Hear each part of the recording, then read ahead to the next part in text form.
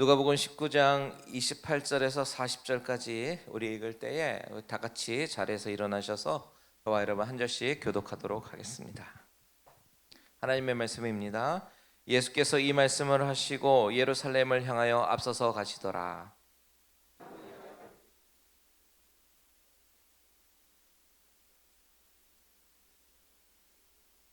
이르시되 너희는 맞은편 마을로 가라. 그리고 그리로 들어가면 아직 아무도 타 보지 않은 나귀 새끼가 매어 있는 것을 보리니 풀어 끌고 오라.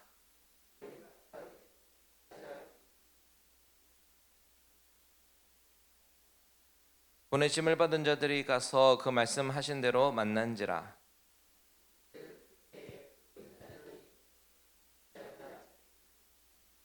대답하되 주께서 쓰시겠다 하고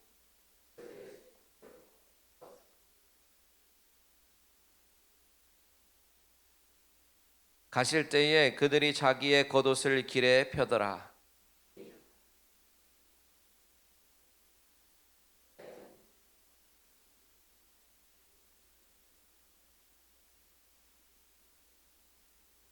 이르되 찬송하리로다. 주의 이름으로 오시는 왕이요 하늘에는 평화요 가장 높은 곳에는 영광이로다 하니.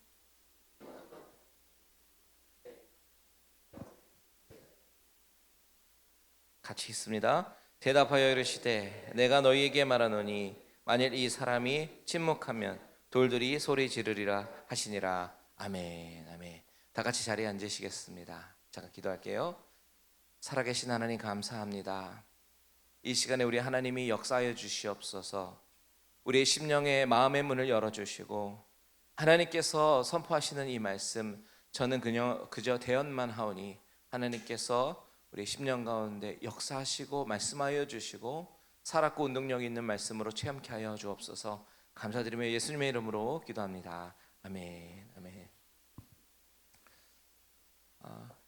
여러분 대부분 여기 계신 분들은 한국에서 초등학교 나오셨죠. 한국에서 초등학교 저 때만 해도 이제 국민학교라고 그랬는데 한국에서 국민학교 다닐 때 방학만 되면 학교에서 내주는 그런 숙제들이 있었습니다. 그것이 뭐죠? 타임 스케줄 짜라고. 그렇죠?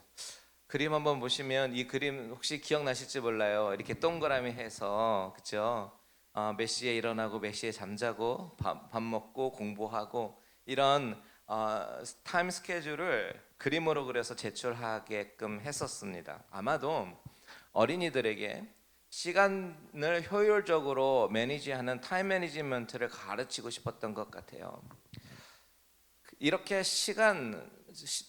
타임 매니지를 잘하는 사람은요 계획을 세웁니다. 그리고 계획을 세우고 그 계획에 의해서 시간을 낭비하지 않도록 그렇게 노력하고 시간을 지키려고 하지요. 오늘도 우리가 이렇게 예배 가운데 나왔지만 미리 계획되어진 스케줄 가운데 오늘 1시 반 예배를 나오기 위해서는 최소한 집에서 몇 시에 출발해야 되고 그렇게 하기 위해서는 몇 시에까지는 외출 준비를 다 마쳐야 된다. 이런 계산들이 다 계실 겁니다. 그래야 시간에 맞춰서 교회에 오고 늦지 않게 예배를 시작할 수 있기 때문이죠. 여러분 제가 오늘 설교의 서두에 이 시간에 관한 이야기로 시작한 이유가 있습니다. 하나님은요 하나님의 시간표가 있어요. 하나님이 계획하신 하나님의 계획표에는 하나님께서 계획하신 수많은 일들이 있는데 우리는 그 하나님의 계획표 안에서 살고 있는 존재라는 겁니다. 오늘 본문에 보니까 예수님도 하나님의 시간표에 의해서 이제 십자가에 맞춰서 돌아가실 때가 되었다라는 사실을 알고 그것에 맞춰서 순종하시면서 예루살렘에 입성하시는 장면이 오늘 저와 여러분이 읽은 본문의 말씀이죠. 아마도 지난주 목장 모임 하신 분들은요 오늘 본문 미리 읽고 또 묵상하면서 오셨을 텐데요. 그러면서 이제 이 스토리를 머릿속에 이제 쭉 넣고 오셨을 겁니다. 예수님은 예루살렘에 이제 입성하시기 위해서 둘을요 맞은편 마을로 가서 나귀 새끼를 가져오라고 말씀하시죠. 그 제자들은 영문도 모른 채 예수님이 그냥 시키시니까 그냥 가서 순종하면서 나아갑니다. 그런데 신기한 건 또 뭐냐면 그 나귀 새끼 주인도 왜 가져가느냐 그랬더니 제자들이 예수님이 이미 말씀하신 대로 주께서 쓰시겠다 이렇게 말해요. 그랬더니 이 나귀 주인도 허락을 합니다. 너무나도 신기하죠. 결국 예수님은 그 나귀 새끼를 타고 예루살렘에 들어가게 되시는데, 여러분 우리가 이 스토리를 바라보면서 참 많은 의미들을 스토리 가운데 찾을 수 있지만, 저는요 오늘 하나님이 정하신 하나님의 시간, 하나님의 타이밍 속에서 예수님께서 순종하시는 장면을 묵상했습니다. 예수님은요 지금까지 아무 계획 없다가 갑자기 예루살렘에 가야겠다 즉흥적으로 가신 것이 아니라는 거예요. 이 땅에 오신 목적 자체를 이루시기 위해서 하나님께서 정하신 그때에 하나님의 시간 매니지 가운데 구속 사역을 이루기 위해서 지금 그 길이 비록 순종하기 어려운 길이었다라고 할지라도 순종하며 가시는 겁니다. 28절을 다 같이 읽어보도록 하겠습니다.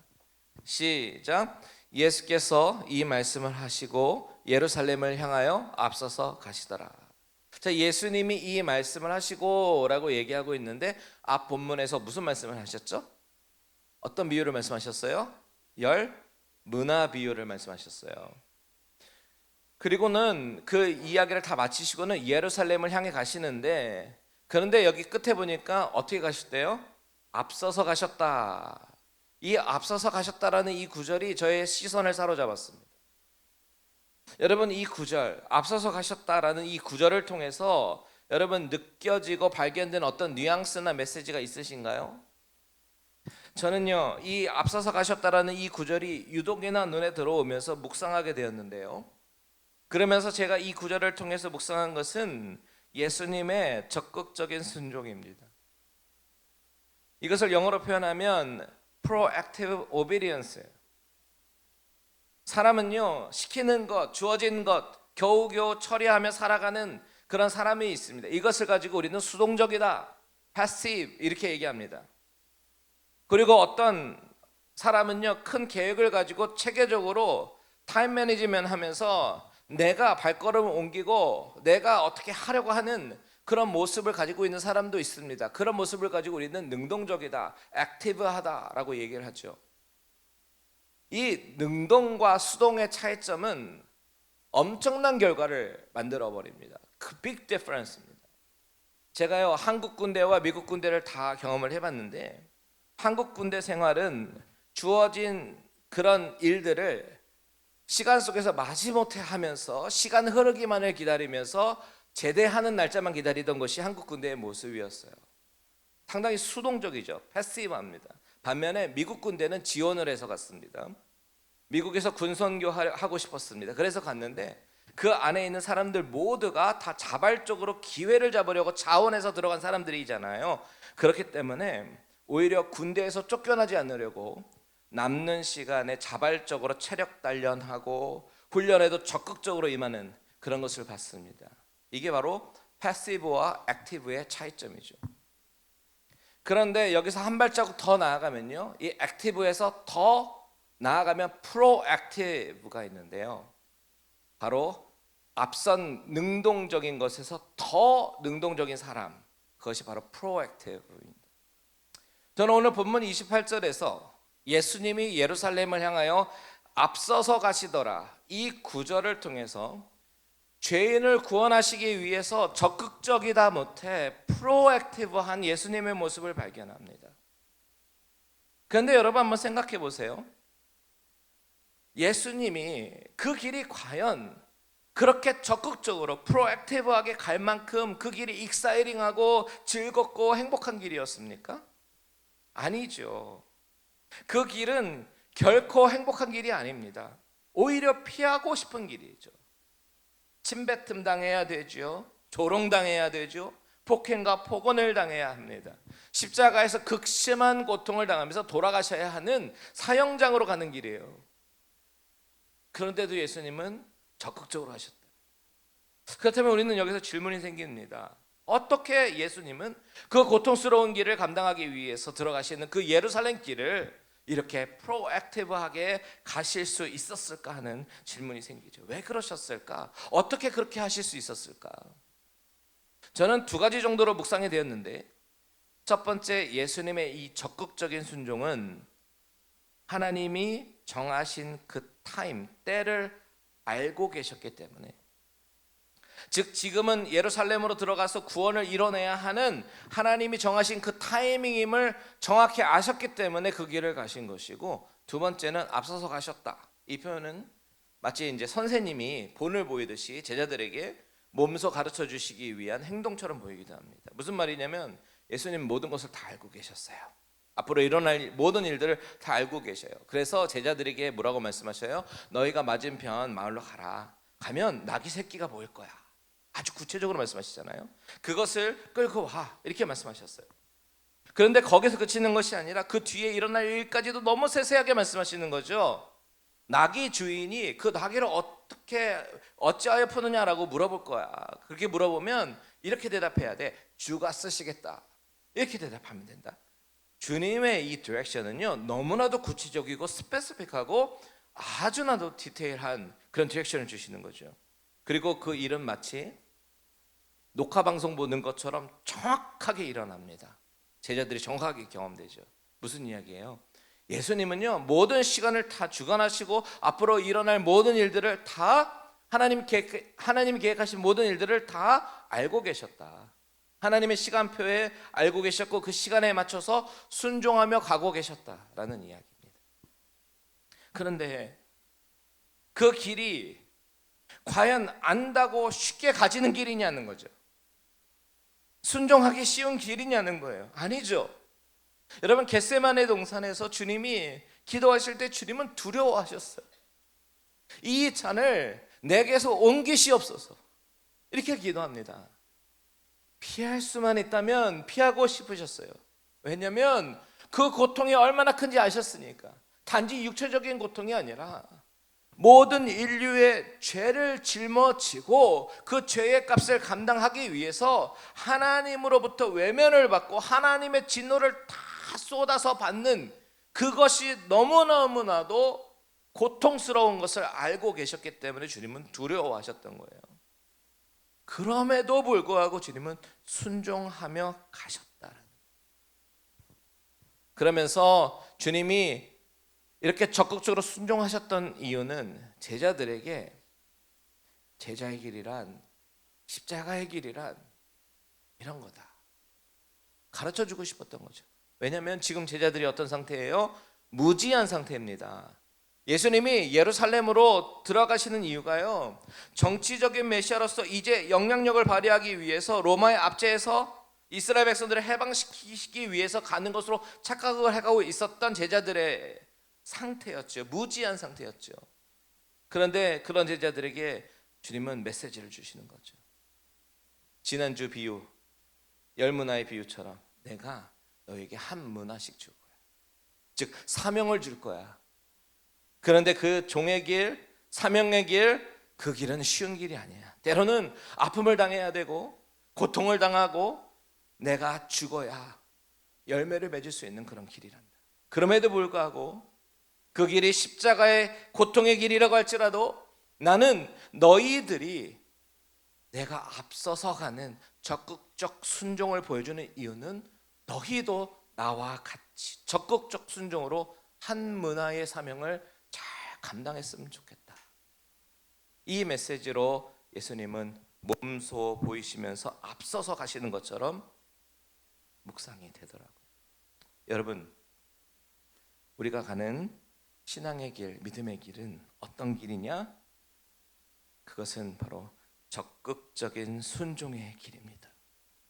하나님의 때와 타이밍을 정확하게 알고 순종하며 가셨던 예수님처럼 비록 우리는 하나님의 때와 타이밍은 잘 몰라요. 하지만 하나님이 원하시는 일, 주님이 나에게 주신 그 사명을 향해 순종하며 나아가는 길, 그 길은요, 때로는 가시밭길이고 때로는 아픈 길이라도 순종하며 가는 것이 바로 제자로서 가야 하는 길인 줄 믿으시기 바랍니다. 예수님께서 그것을 먼저 보여주셨어요. 그런데 그 순종이 마지못한 수동적 순종이 아니라는 거죠. 예수님이 요구하신 사명의 길은, 순종의 길은 능동적이다 못해 프로액티브한 순종이 될 것을 요구하고 계십니다. 그렇다면 무엇에 관한 순종을 요구하고 계시죠? 바로 한 생명을 살리기 위해서 한 영원 사역을 향해서 부르시고 계셔요. 그래서 주님은 죄인을 구원하시기 위해서 오셨고, 그것을 위해서 죽으러 가시면서 제자들에게 한 영혼 살리는 제자의 사명에 대해서 거룩하고 적극적인 순종을 요구하시는 거예요. 여러분, 예수님이 보여주신 그 길, 십자가의 길은 오늘 저와 여러분이 걸어가야 하는 길이에요. 제자라면, 신자라면 우리는 그 부르심을 외면하지 말고 영혼 구하는 일에 적극적으로 뛰어들어야 하는 줄 믿습니다.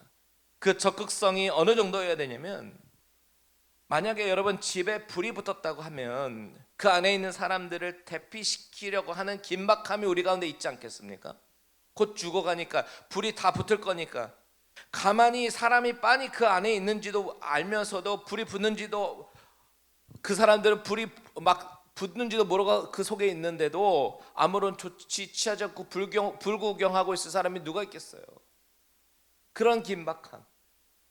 근데 나는 지금 어떤 심령의 상태입니까, 여러분? 전도하라고, 선교하라고, 영혼 살리라고 사명을 주셨는데, 그리고 얼마 남지 않은 예수님의 재림 가운데 우리는 오늘 어떤 긴급성을 가지고 그 사명을 감당하고 있냐라는 거죠. 혹시 교회에서 예배 드리는 것만으로도 크리스천으로 감당해야 되는 모든 의무를 다한 것처럼 살고 있지는 않습니까? 조그만 고난이 와도 쉽게 전도와 봉사의 의무를 포기해버리는 그런 우리의 현실 앞에 저는 우리 모든 성도님들이 적극적인 크리스찬이 되시기를 주님의 이름으로 축원드립니다. 프로액티브한 제자들이 되십시오. 자, 두 번째, 본문을 통해서 생각해 보고 싶은 것은 예수님의 순종 뒤에 예수님의 겸손함이 발견이 되는 거죠. 오늘 본문에 예수님이 하나님의 때에 순종하시면서 십자가의 길임을 알고도 프로액티브하게 순종하시는 그 순종은요, 상당히 인상적이에요. 그런데 그 입성 모습을 보니까 좀 이상하죠. 이 그림이 메시아로서 말을 타고 막 백마 같은 멋진 말을 타고 당당히 들어가시는 것도 아니고요, 아직 사람을 태워보지 않은 나귀 새끼를 타고 초라하게 들어가시는 거죠. 왜 하필이면 나귀 새끼일까? 여러분 생각해 보셨나요? 말이면 더 좋겠죠. 말이 없으면 차라리 개선 장군처럼 당당하게 걸어 들어가실 수도 있었는데 왜 하필이면 나귀 새끼일까요? 이 미스터리의 열쇠는 바로 스가랴의 말씀에 있어요. 우리 다 같이 스가랴 9장 9절을 읽겠습니다. 시작. 시온에 따라 크게 기뻐할지어다. 예루살렘에 따라 즐거이 부를지어다. 보라, 내 왕이 내게 임하시나니 그는 공의로우시며 구원을 베푸시며 겸손하여서 나귀를 타시나니 나귀의 작은 것 곧 나귀 새끼니라. 자, 사실 나귀 새끼를 탄다는 것이 여러 가지로 그림이 좀 이상합니다. 본문의 나귀는 사람을 한 번도 태우지 않았던 그런 나귀 새끼래요. 그렇다면 사람이 탔을 때 그 나귀 새끼는요, 너무 어색해서 제대로 걷지 못하고 뒤뚱뒤뚱 걸었을 겁니다. 게다가 성인 남자가 타면요, 나귀 새끼는요 키가 작으니까 남자 발이 땅에 닿대요. 그러면 멋있게 개선장군처럼 들어가는 것이 아니라 좀 우스꽝스럽기까지 한 이상한 장면이 연출이 되는 겁니다. 그런데 이 모습은요, 이 스가랴에 이미 예언되어 있었고 예수님은 그 예언 그대로 나귀 새끼를 타고 입성을 하고 계신단 말이에요. 그런데 이 스가랴의 예언을 보면 이 장면을 뭐라고 얘기하냐? 겸손하여서 나귀를 타신다, 이렇게 말씀하신단 말이에요. 여기서 이 겸손이라는 단어를 찾아보니까요, 이 단어는 단순한 겸손이 아니라 원어에 가깝게 번역을 하면요, 비천하고 낮은 모습으로 나귀를 타신 모습을 나타내는 단어예요. 그렇다면 오늘 본문의 그림이 더 이상해지죠, 여러분. 비천하시고 낮은 모습으로 나귀를 타고 들어가시는데 사람들은 왜 그렇게 열광하는 거냐는 거죠. 36절에서 38절 제가 읽어드릴게요. 가실 때에 그들이 자기의 겉옷을 길에 펴더라.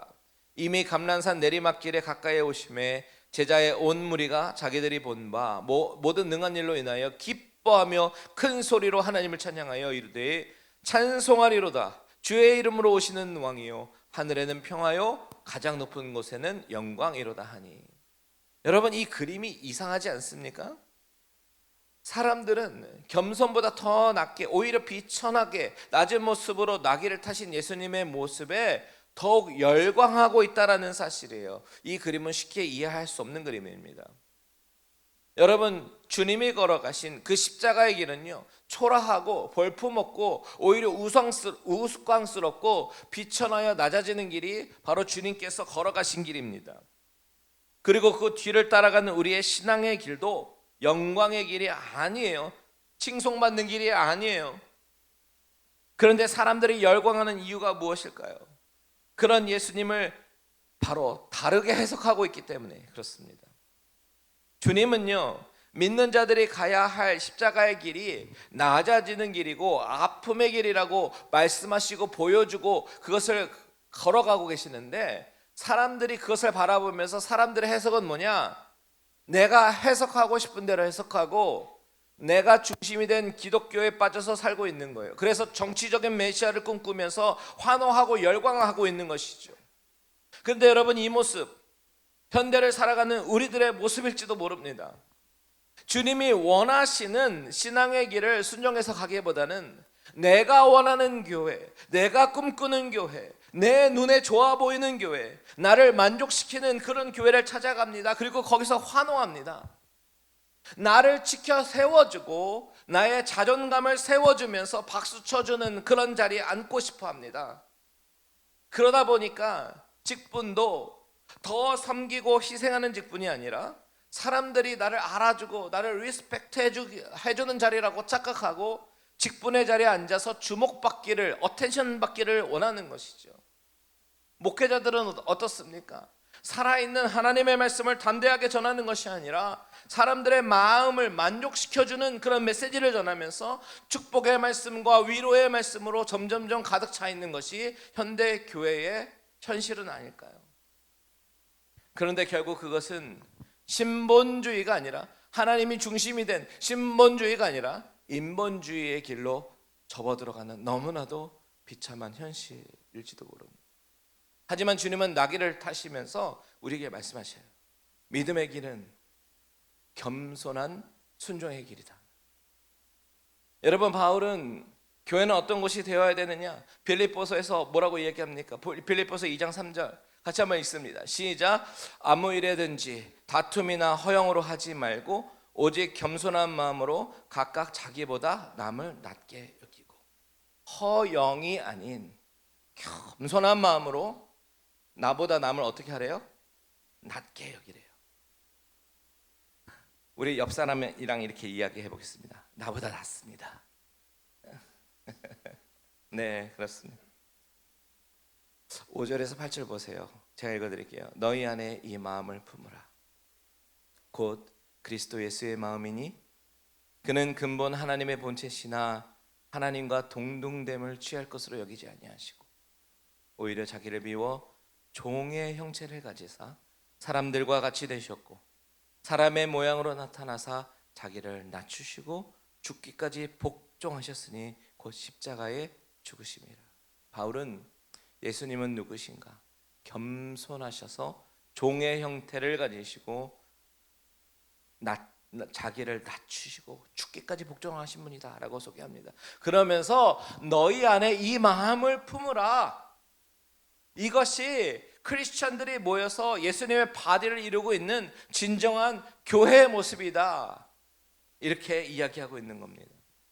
여러분, 나의 영광을 위한 자리가 아니라 나는 낮아지고 다른 사람은 높아지고 무엇보다도 예수 그리스도의 이름만 높이는 갈릴리 교회 모든 성도님들 다 되시기를 주님의 이름으로 축원드립니다. 자, 오늘 한 가지만 더 살펴봅니다. 지금까지 두 가지 살펴봤어요. 첫 번째는 예수님의 프로액티브한 순종을 바라보면서 그분의 앞서서 가셨다. 그것은 제자들에게 그런 모습으로 보여주면서 제자들이 앞으로 감당해야 될 순종은 어떤 순종이다? 적극적으로 구원의 삶을 감당해야 된다. 두 번째는 뭐였습니까? 겸손한 순종이었어요. 그래서 십자가의 길은, 신앙의 길, 믿음의 길은 내가 영광받는 길이 아니라 낮아지고 비천해지고 다른 사람 세우고 하나님 영광만 드러내는 길이 바로 믿음의 길이고 신앙의 길이고 교회의 모습이다. 자, 이제 마지막 세 번째로 생각해 보고 싶은 것은 바로 오늘 설교 본문 가운데 나타내 보았습니다. 바로 돌들이 소리 지르리라. 40절에 나오는 이야기죠. 우리 39절과 40절을 다시 한번 읽어보도록 하겠습니다. 39절과 40절 시작. 무리 중 어떤 바리새인들이 말하되 선생이여 당신의 제자들을 책망하소서 하거늘 대답하여 이르시되 내가 너희에게 말하노니 만일 이 사람들이 침묵하면 돌들이 소리 지르리라 하시니라. 무리 중에 누가 있었대요? 바리새인들이 있었어요. 이 사람들은 어떻게 반응하고 있습니까?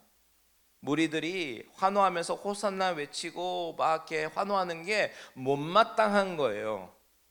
좀 조용히 하게 하고 싶었습니다. 그래서 선생님이요 당신의 제자들을 책망하소서라고 얘기합니다. 여기서 이 제자는 12제자를 얘기하는 것이 아니라 예수님을 따르는 무리들을 이야기하는 거예요. 자, 여기서 우리는 아까 보았던 스가랴 9장 9절을 다시 한번 봐야 됩니다. 다시 한번 보십시오. 시온에 따라 크게 기뻐할지어다. 예루살렘에 따라 즐거이 부를지어다. 보라 내 왕이 내게 임하시나니 그는 공의로우시며 구원을 베푸시며 겸손하여서 나귀를 타시나니 나귀의 작은 것 곧 나귀 새끼니라 라고 되어 있습니다. 이 장면이 스가랴 선지자 때 예언이 되어 있었어요. 그러니까 주님께서 오늘 지금 입성하시는 이 장면과 시간적 갭이 550년 정도가 차이가 납니다. 그러니까 550년 전에 이미 스가랴 선지자가 성령의 감동으로 이 모든 것들을 예언을 한 겁니다. 시온에 따라 크게 기뻐할지어다 예루살렘에 따라 즐거이 부를지어다 라고 이야기하면서 사람들이 호산나 외치면서 부르짖는 소리를 예언했습니다. 550년 전에요. 그런데 사실 이 사람들은요 잘못된 기대감으로 정치적 메시아를 기다리면서 군중이 소리를 지르는 거잖아요. 동상이몽입니다. 같은 장면을 바라보면서 다르게 해석을 하고 있는 겁니다. 사람들은 정치적 메시아를 기대하면서 소리를 외치고 있는 거잖아요. 그런데 놀라운 것은 하나님은요 바로 그런 동상이몽의 상황조차도 예언을 성취하시는 데 사용하셨다라는 사실이에요. 비록 이들이 정치적 메시아를 기대하면서 호산나를 외치고 환호하며 나아갔지만 결국 하나님은 그들의 외침을 사용하셔서 진정한 메시아 되신 예수 그리스도를 찬송케 하는 장면으로 사용하셨다라는 겁니다. 예언이 성취되게끔. 하나님이 행하시는 구원의 일은요 찬양받아 마땅하고 찬송받아 마땅한 거예요. 이런 무지한 군중들의 입술을 통해서도 영광을 드러내시는 겁니다. 그런데 그 자리에 있던 바리새인들이 컴플레인을 하는 겁니다. 시끄럽다고 좀 조용히 하게끔 해달라고 예수님 앞에 이야기를 하는 겁니다. 바로 이때 예수님이 뭐라고 말씀하셨는지 주목해 보겠습니다. 주님께서 이렇게 말씀하셔요. 만일 이 사람들이 침묵하면 돌들이 소리 지르리라. 이렇게 말씀하십니다. 여러분 이 말씀이 이해가 되십니까? 돌이 어떻게 소리를 지르죠? 주님의 말씀은 도대체 무엇을 말씀하시는 걸까요? 쉽게 이해가 되지 않습니다. 그런데 영어 성경을 보니까 클루가 있어요. 영어 NASB 버전을 보니까 이 40절에 If these become silence, the stones will cry out 이렇게 번역을 하고 있는데 여기 the stones 앞에요 성경을 보면요 A라고 관주가 붙어 있어요. 그러면서 그 관주에는 하박국 2장 11절이라고 되어 있어요. 그래서 무슨 이야기냐? 지금 예수님께서 말씀하고 계시는 이야기는 뜬금없는 이야기를 하고 계시는 것이 아니라 하박국 선지자의 말씀을 인용하신 말씀이다라는 거죠. 하박국 2장 11절 보십시오. 담에서 돌이 부르짖고 집에서 들보가 응답하리라. 여러분 어떻게 무생물인 돌이 부르짖고 들보가 응답합니까? 하지만 이 하박국 2장의 전체적인 문맥을 보니까 이 이야기는 하박국 선지자가 바벨론을 향하여 선포하는 심판의 내용이에요. 하나님이 죄가 많은 바벨론을 심판할 거다라는 이야기입니다. 그 심판의 때에 그들이 지었던 집들, 궁전들이 다 무너질 거다. 그 이야기를 하고 있는 거예요. 여러분 돌들이 무너져 내리고 건물이 무너져 내릴 때 조용히 무너집니까? 아무 소리도 안 납니까? 굉장한 소음을 내면서 무너지겠죠. 9.11 테러 기억나시죠? 그 큰 빌딩이 무너질 때 전 세계가 충격을 받았습니다. 굉장한 소리와 함께 먼지가 일어나고 수많은 사람들이 죽었습니다. 이렇게 무너질 때는요, 돌들이 소리를 내는 심판의 소리처럼 들린다는 거죠. 자, 나훔 선지자라고 있어요. 나훔 선지자는 나훔서 1장 6절에 이렇게 얘기합니다. 같이 한번 읽어볼게요. 시작. 누가 능히 그의 분노 앞에 서며 누가 능히 그의 진노를 감당하랴. 그의 진노가 불처럼 쏟아지니 그로 말미암아 바위들이 깨지는도다. 자, 하나님이 진노하셔서 심판하실 때에 바위들이 어떻게 된대요? 깨지는도다. 깨진대요.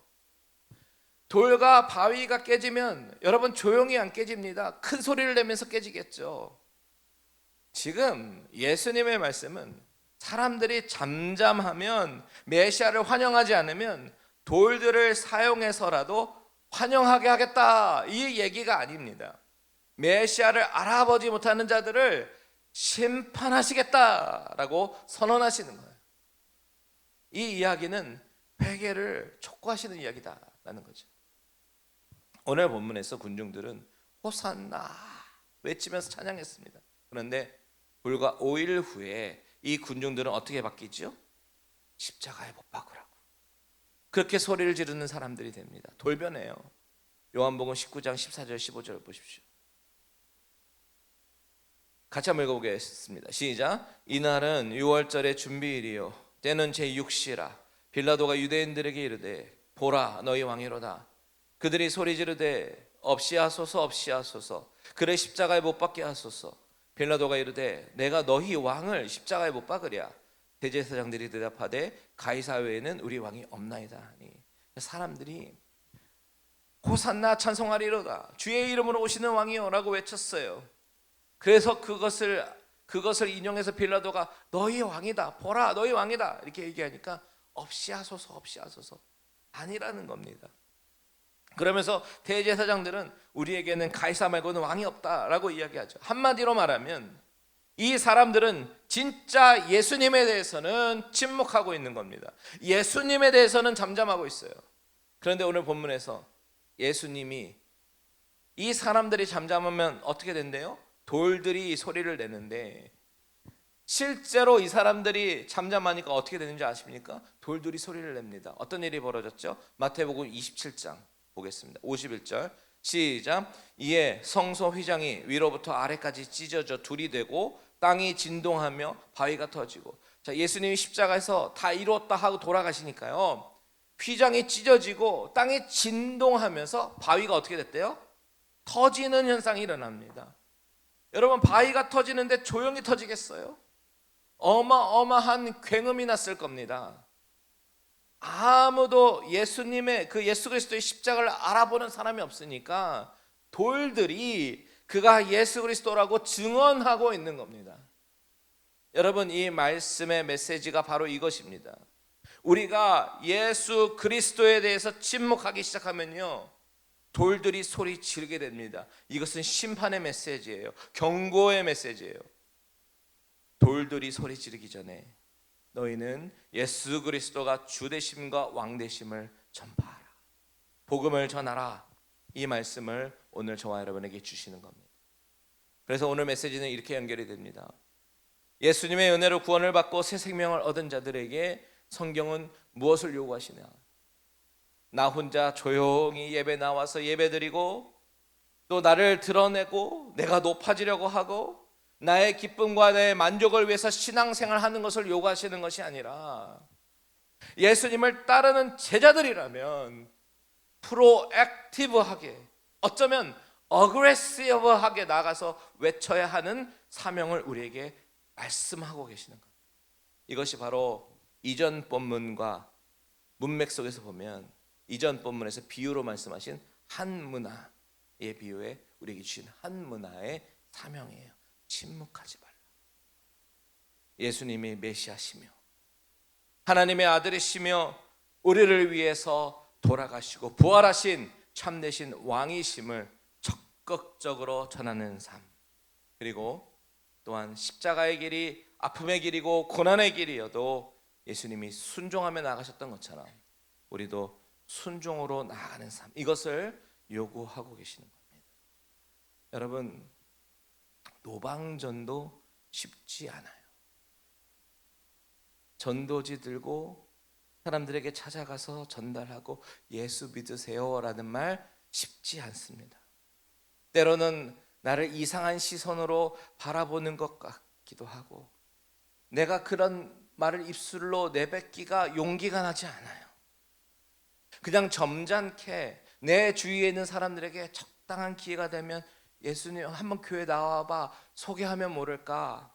그렇게 광신도처럼 비춰지는 모습은요 옛날 방식인 것 같고 오히려 사람들의 눈살을 찌푸리게 만드는 것 같기도 합니다. 하지만 오늘 말씀을 묵상하면서 그렇지 않구나라는 것을 생각하게 돼요. 내 성격이 내성적이고 말하는 것이 용기가 나지 않고 그래서 전도지 전달하는 것이 쉽지 않아서 침묵하면요 돌들이 소리 지르게 하시겠다라고 주님은 말씀하시고 경고하시는 거죠. 더 듣기 전에 내 컴포트 존을 벗어나서 전도지를 들고 예수 믿으시라고 한마디라도 전할 수 있는 이것이 나에게 맡기신 한 문화임을 기억하면서 겸손히 순종하며 나아가는 저와 여러분들 되시기를 주님의 이름으로 축원드립니다. 아멘.